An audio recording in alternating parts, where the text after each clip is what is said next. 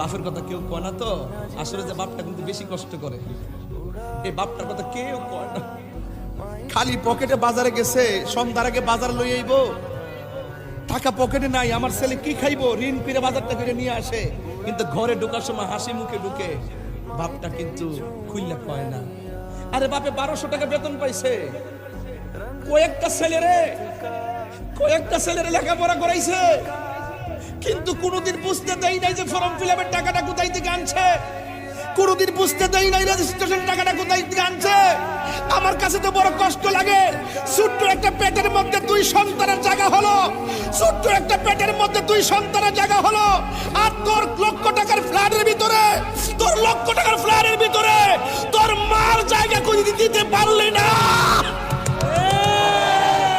কি জবাব দিবি কাশীপুরের মানুষ, কি জবাব দেবে নারায়ণগঞ্জের মানুষ?